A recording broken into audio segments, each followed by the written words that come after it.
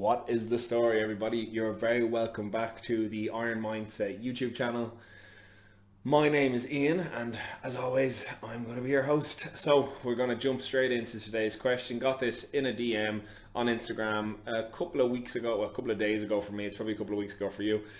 I had put up a series of stories about people hiring trainers, going back into the gym, that it's important to maximize the potential here now that a lot of people are going in with a fresh start. They can start with a clean slate and get right back into training properly under some sort of structured program, and making sure they don't, lean in too hard, too fast, and make appropriate progress as time goes on. So I got a question saying, well, how do I go about choosing a trainer? I'll be the first one to say, there's a lot of really awful trainers. There just are. It's the nature of the beast. Most PT courses, they give you the understanding of a lot of things. You touch off a lot of different bases, but you don't really get the full in-depth breakdown of everything. So the only real way to get that experience is in person and by being a student of the game, which problem is a lot of people, they see all they see with a PT is how much money they can grab per hour, not necessarily how they can help people and serve people in the long run. So the question is how to choose a good trainer.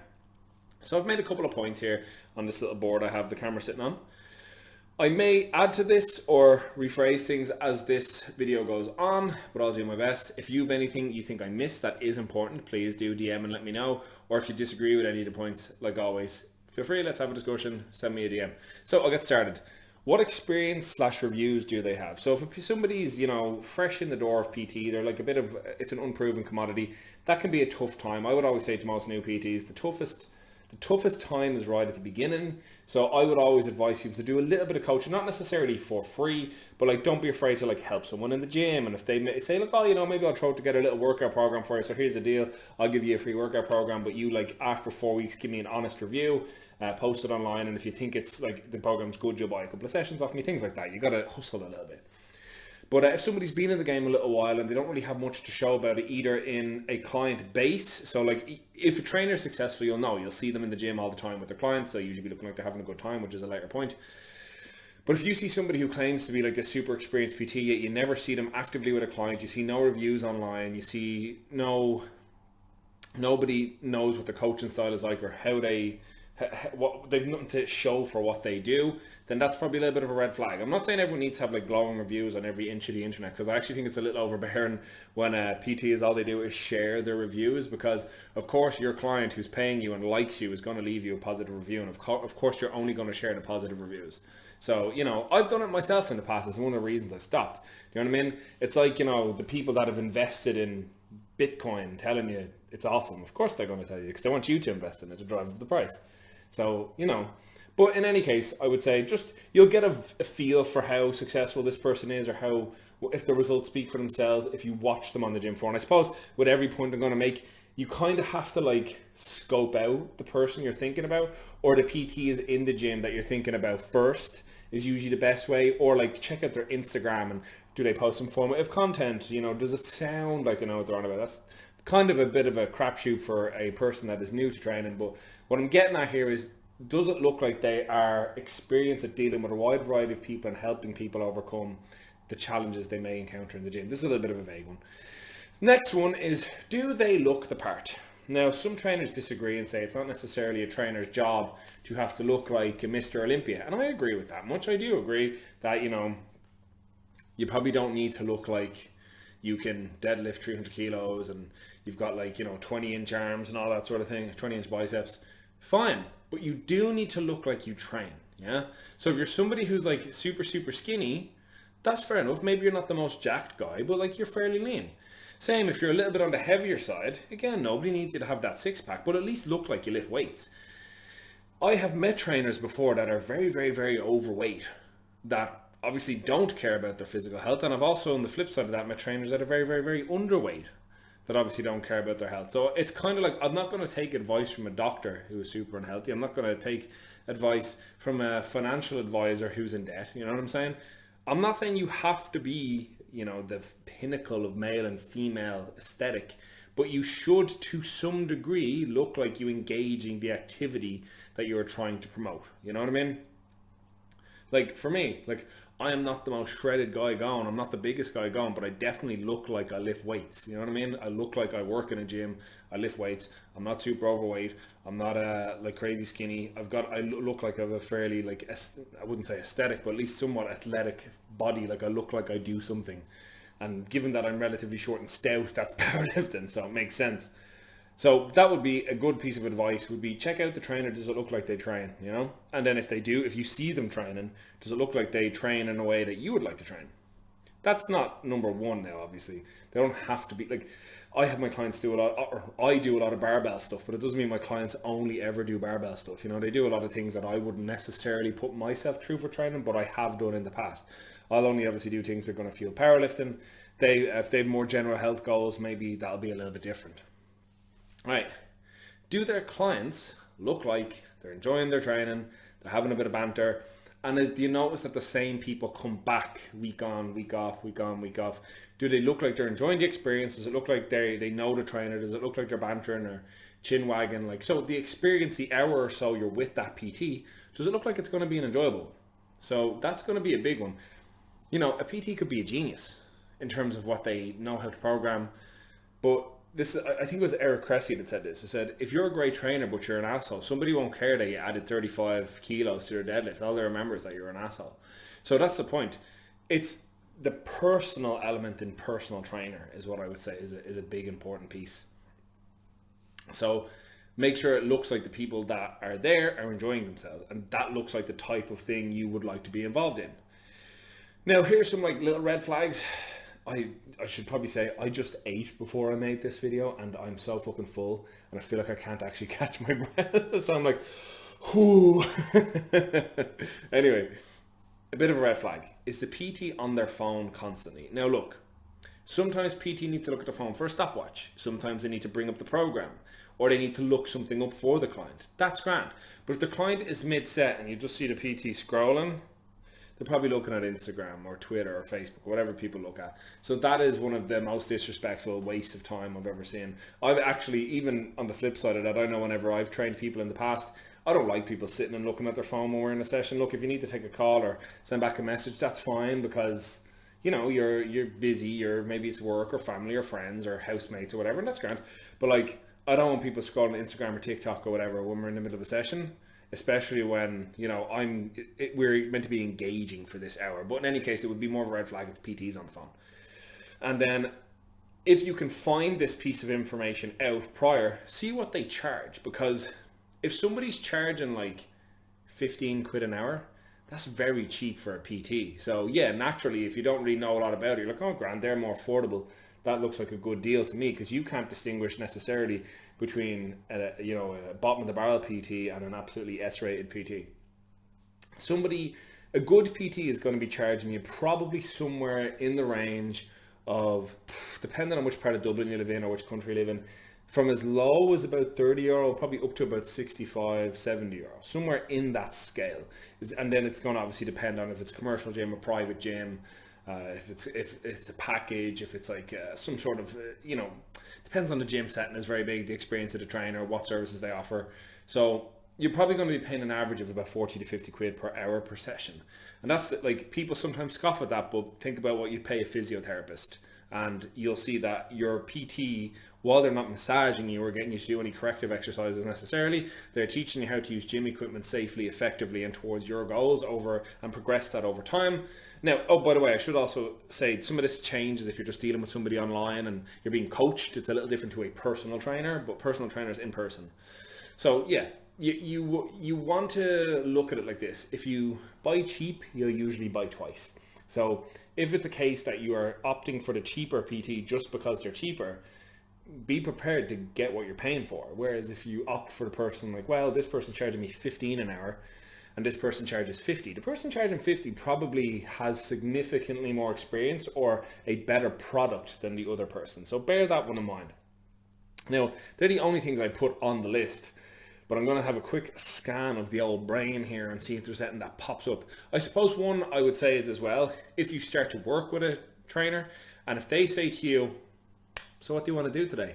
That's the massive red flag. A PT should have, once they've established what type of what type of thing you want to do in the gym, like what your main goal is, and they should then have, you know, filtered that into some kind of a program. They'll basically give you what you need with a sprinkle of what you want, and then they'll move from there. But if they're asking you what you want to do, that means they're making workouts up on the spot, which means there's no progressive overload, there's no consistency with movement, you're not getting enough frequency on given body parts. Sure, at the beginning, when you're in your first couple of weeks, it probably doesn't make a difference, but your newbie period is the ideal time. Like as I mentioned, us going back to the gym now is an ideal time to actually get a very, very structured program. So if a PT is asking you what you want to do when you walk into the gym, then it means they've no plan for you, and it's a massive, massive red flag to me.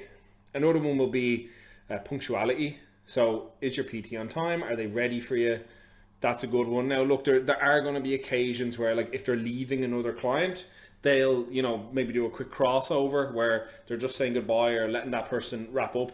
Usually then you can jump in and start warming up, so that's fine. Or like in a case where like somebody like me, like I'm the assistant manager in the gym I work in, so let's say like I'm coming off duty, I have to change out of my uniform. These are all things that need to be considered.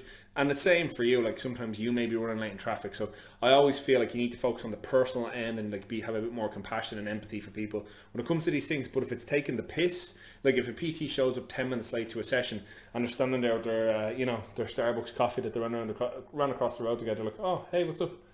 And they never say, oh, geez, sorry. Like fair enough. Let's say they rock in, they have a flat white for you, say, I thought the queue wasn't going to be as long, I got you a flat white, sorry about being late. Fair enough, you know what I mean? We're all human. But you'll know yourself if somebody's taking the piss or if they're not. If the PT withholds information from what the plan is for you, I personally don't like that. I have heard PT say the goal, like fitness instructor, it's like, here's your program, there you go, fuck off for 8 weeks and come back and get a new one.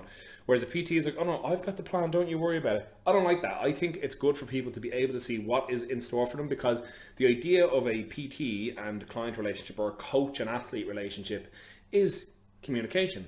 The coach is trying to help guide the athlete, or the trainer is trying to help guide the client towards their goal without too much deviation, because when we self-regulate, sometimes we can make stupid decisions, and this is just an external person that with a good knowledge base that you can, spitball with. So communication is vital at all parts. Like my clients, if I'm programming for them, they get like 8 to 12 weeks worth of programming for the gym ahead of time. The lowest I've ever done is 4 weeks ahead of time. Then there's been 6 weeks, etc. as well. But usually they get a couple of months ahead of time so they can see the plan, and then we alter based on what their needs are. Don't get me wrong, the whole thing could look completely different by the time they're down week 5, 6, and 7, but it's a template of where we may go should things proceed the way we want them to, and we can course correct from there. But people like having that foresight to see what they can do and what they can plan around, I'll see if there's anything else that pops into my mind. Suppose I should mention that on the diet front, firstly, I do think a PT should be encouraging you diet-wise too. Like, I've heard somebody say the most advice they've gotten on bulking from their coach was eat as you normally eat, and then eat like a handful of almonds a day as well, and you'll be bulking. That's the shittest fucking advice I've ever heard. If somebody's paying you a premium rate per week or per month or whatever, you should be able to be a bit more involved. Now, I would always advocate for, if people want specific nutrition advice and guidance or prescriptions, go speak to a dietitian. PT is only ever holistic advice. It's a guideline. It's not set in stone. Like, I would normally advise people to start counting their calories, not for any particular calorie goal, but just to kind of regulate. They can see, oh wow, I actually don't eat that much protein, and I tend to eat a lot of fat. And the days I eat a lot of fat, this is me pretending to look at my phone, I can see that I tend to overeat on fat. My calories tend to be really high, and that might be what's stagnating my fat loss phase or my muscle gaining phase, because I'm not eating much protein and I'm eating a shitload of fat. So that's, it's just some insight. I also like, I don't necessarily have all my clients count, or anyone I've worked with in the past count. What I would usually tell them to do is they can do portion control. So you maybe have 3 meals and 2 snacks. So take your plate, have a good chunk of veg, some carbs, some meat or whatever. Do that 3 times a day. And then 2 snacks in between, like a chocolate bar, a yogurt, whatever it is, and a cup of tea. Bob's your uncle, you're happy out. And that's the point. It's helping people to, firstly, to consciously think about what their diet choices are and their lifestyle choices are, and over the course of time start to move those more towards something that's more conducive to the body they want versus the body they have. So that would be another big piece of advice. is the PT like involved with the diet in any way? Sometimes they can be totally under involved, like I mentioned, and sometimes they can be over involved. I've heard of PTs giving clients 1,200 calories a day to live on, which is basically starvation, if you ask me. Now, don't get me wrong, maybe there is somebody out there who 1,200 calories is enough, but for the average person, no. Like, I know girls that eat twice that a day and are still like in the 65 kilo range, so they're quite small people. So, that would be one. So don't be overly involved or totally detached. Just general guidelines, more whole foods, less processed foods, more greens, more fruits, more veg, more lean meats, good sources of carbs, potatoes, rice, whatever your particular fancy is. And then maybe introduce them to the idea of calorie counting so they have some kind of relationship with it, but make them understand it's not the be all end all. They don't have to count every day if they don't want to. And give them a realistic expectation of what they can understand happens to their body, how long it takes. So like if somebody likes to have a few drinks on the weekend, to understand that they can enjoy that, but moderation is always key. As long as the trainer is involving themselves in the process and doing their sincere best to help you move along, I think that's fine. Last thing, this is more of a personal one. If the PT thinks it's appropriate for them to waste like 20 minutes of your session rolling around on a foam roller or digging a fucking like a lacrosse ball or whatever into your glute or messing around with mini bands, go elsewhere. PTs are not physiotherapists. They're not there to fucking, fix you. They're there to help you exercise in whatever means they can. And if they're getting sidetracked with all this other shit that's like barriers to entry and you have to be able to do this before you can do this. I've heard people say you should be able to do 30 push-ups unbroken before you ever bench press, which is so fucking stupid. That's like telling somebody, yeah, you need to be able to walk for 20 miles before you can run a 2K. They're two different fucking skills. And placing movements behind barriers like that helps no one. And all it does is scare people away from taking part in training. So those are some of my thoughts. There is a lot more I could add to that list, but I'll leave the video there for today. Gang, thank you so much for joining. As always, if you want to leave in a question, you can head over to Instagram. You can drop me a DM there. You can drop one in the comments below. Don't forget to like the video. If you haven't, subscribe, for fuck's sake. And if you want to, the question boxes will also go up on Instagram there as well if you want. And if you're interested, you can follow me over on Twitter. These are my socials. Twitter, Instagram, right here. All right, gang, I'm out of here. I'll see you next time. Have a good one.